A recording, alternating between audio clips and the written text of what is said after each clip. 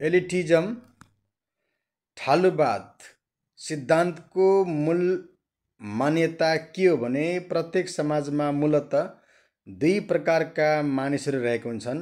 एक थरी जो थोरै सङ्ख्यामा रहेका हुन्छन् तर विभिन्न किसिमले सक्षम हुन्छन्, सक्षमका रूपमा रहेका हुन्छन्, जसलाई शासक पनि भनिन्छ।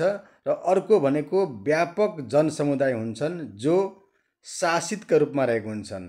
त्यसकारण प्रजातन्त्र र समाजवादको प्रतिक्रिया स्वरूप देखा परेको ठालुवाद सिद्धान्तको बीजारोपण मध्य र पश्चिमी युरोपमा प्रथम विश्वयुद्धको अघि र पछि भएको भए पनि यसको प्रखर रूपमा वकालत भने दोस्रो विश्वयुद्धपछि अमेरिकामा गरिएको थियो।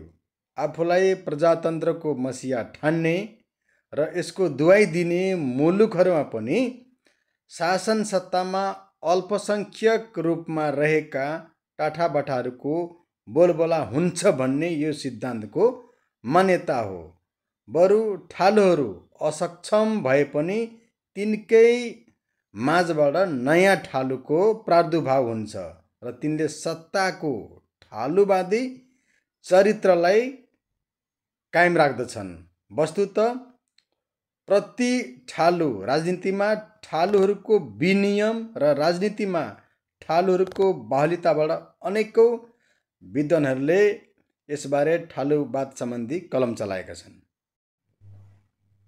ठालुवाद भनेको समाज, संस्था वा राजनीतिक प्रणालीमा थोरै शक्तिशाली, धनाढ्य, प्रभावशाली वा उच्च पदस्थ व्यक्तिहरूले निर्णय गर्ने र शासन चलाउने प्रवृत्तिलाई बुझ्न सकिन्छ। खास गरी ठालुवाद के हो, यसका विशेषताहरू के हुन्? छोटकरीमा बुझ्दाखेरि ठालुवादका मुख्य विशेषताहरूमा निर्णय गर्ने शक्ति सीमित व्यक्तिहरूमा केन्द्रित हुन्छ, आम नागरिकको भूमिका कमजोर रहन्छ, नेतृत्व परिवर्तन भन्दा पनि ठालुवादी समूहको प्रभुत्व रहिरहन्छ, लोकतान्त्रिक मूल्य जहिले पनि कमजोर अवस्थामा रहेका हुन्छन्। र राजनीतिमा ठालुवादको कुरा गर्ने हो भने राजनीति ठालुवाद भन्नाले राजनीतिक दल वा राज्य व्यवस्थामा केही पुराना शक्तिशाली नेताहरूले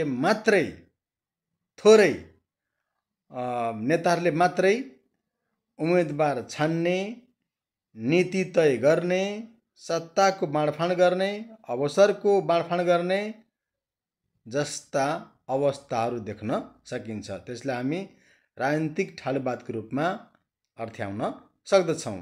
समाज र संस्थाको कुरा गर्ने हो भने प्रशासन, व्यापार, शैक्षिक संस्था वा सङ्घ संस्थामा पनि थोरै व्यक्तिको नियन्त्रण कायम रहन्छ।